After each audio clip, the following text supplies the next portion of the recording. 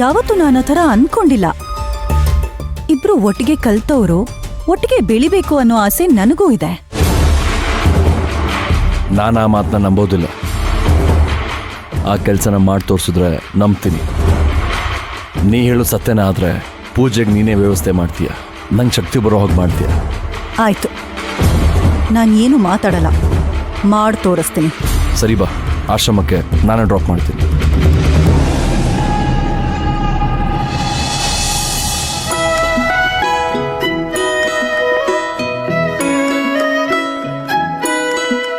Coffee ಕುಡಿಯಕ್ಕೆ ಬರ್ತೀರಾ? ಹಾ, ನೀವು ಹೋಗಿ.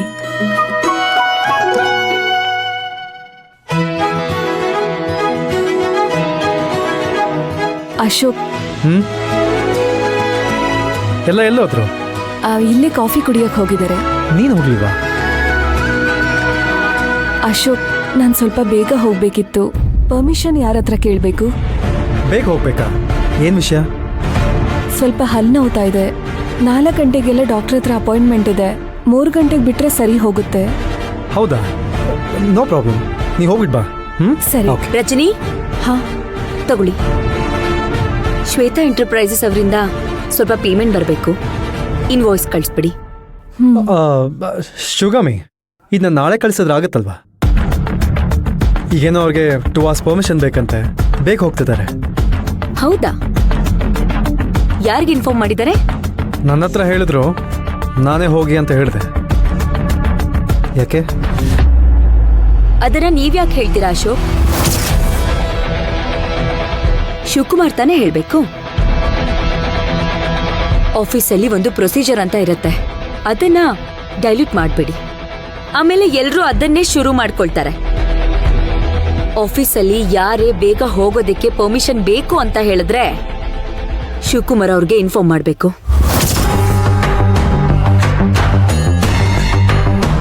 ಹಾಗೆ ತಾನೇ ರೂಲ್ಸ್ ಇರೋದು.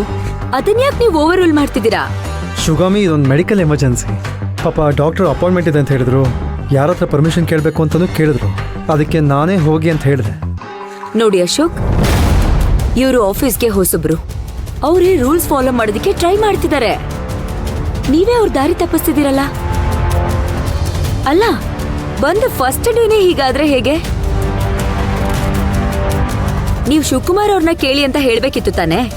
ಶಿವಕುಮಾರ್ ಅವ್ರಿಗೆ ಗೊತ್ತಿರತ್ತೆ 1 ತಿಂಗಳಿಗೆ ಎಷ್ಟು ಸಲ ಪರ್ಮಿಷನ್ ಕೊಡ್ಬೋದು, ಎಷ್ಟು ಸಲ ಪರ್ಮಿಷನ್ ತಗೊಂಡ್ರೆ ಲಾಸ್ ಆಫ್ ಪೇ ಆಗಲ್ಲ, ಎಷ್ಟು ಸಲ ಪರ್ಮಿಷನ್ ತಗೊಂಡ್ರೆ ಲಾಸ್ ಆಫ್ ಪೇ ಆಗುತ್ತೆ ಅಂತ ಎಲ್ಲ ಡೀಟೇಲ್ಸ್ ಅವ್ರಿಗೆ ಗೊತ್ತಿರತ್ತೆ. ಈ ವಿಷಯ ನಿಮಗ್ ಗೊತ್ತಿದ್ಯಾ? ಇಲ್ಲ ತಾನೆ? ಮತ್ತೆ ಈ ಮಿಸ್ಟೇಕ್ ಮಾಡಬೇಡಿ ಅಶೋಕ್. ರಜನಿ ಅವರೇ, ಹಾ, ಶಿವಕುಮಾರ್ ಅವ್ರ ಹತ್ರ ಹೋಗಿ ನಂಗೆ ಪರ್ಮಿಷನ್ ಬೇಕು ಅಂತ ಕೇಳಿ. ಪರ್ಮಿಷನ್ ಕೊಟ್ರೆ ನೀವು ಆಚೆ ಹೋಗ್ಬೋದು. ಆಮೇಲೆ ಪರ್ಮಿಷನ್ ಬೇಕು ಅಂದ್ರೆ ಬೆಳಿಗ್ಗೆ ಬಂದ ತಕ್ಷಣನೇ ಕೇಳಬೇಕು. ಅವ್ರಿಗೆ ಕೆಲಸ ಅರ್ಜೆಂಟ್ ಇದ್ರೆ ಬೇರೆಯವ್ರನ್ನ ಅಲಾಟ್ ಮಾಡೋದಕ್ಕೆ ಈಸಿ ಆಗುತ್ತೆ. ಹೀಗೆ ಸಡನ್ ಆಗಿ ಆಚೆ ಹೋಗ್ತೀನಿ ಅಂದ್ರೆ ಹೇಗೆ? ಉದಾಹರಣೆಗೆ ಇವಾಗ ಇನ್ವಾಯ್ಸ್ ಕಳಿಸ್ಬೇಕು. ಈಗ ಯಾರು ಕಳಿಸ್ತಾರೆ? ಆ ಡೀಟೇಲ್ಸ್ ಎಲ್ಲ ಗೊತ್ತಿರೋದು ನಿಮಗ್ ತಾನೆ. ನಿಮಗ್ ಪರ್ಮಿಷನ್ ಬೇಕು ಅಂತ ಬೆಳಿಗ್ಗೆನೆ ಕೇಳಿದಿದ್ರೆ ನೀವು ಹೋಗೋದಕ್ಕೂ ಮುಂಚೆನೆ ಎಲ್ಲ ಕೆಲ್ಸನೂ ಮುಗಿಸ್ಕೋತಿದ್ದೆ. ನೋಡಿ, ಎಮರ್ಜೆನ್ಸಿ ಇದ್ದಾಗ ಬೇರೆ ವಿಷಯ, ಆಗ ನಾವು ರೂಲ್ಸ್ ಮಾತಾಡೋದಕ್ಕಾಗಲ್ಲ. ಬಟ್ ಡಾಕ್ಟರ್ ಅಪಾಯಿಂಟ್ಮೆಂಟ್ ಇದೆ ಅಂತ ನಿಮಗ್ ಬೆಳಿಗ್ಗೆನೆ ಗೊತ್ತಿರತ್ತೆ ತಾನೆ. ಬೆಳಿಗ್ಗೆನೆ ಇನ್ಫಾರ್ಮ್ ಮಾಡ್ಬೇಕು ತಾನೆ. ಹೋಗಿ ಶಿವಕುಮಾರ್ ಅವ್ರಿಗೆ ಇನ್ಫಾರ್ಮ್ ಮಾಡಿ.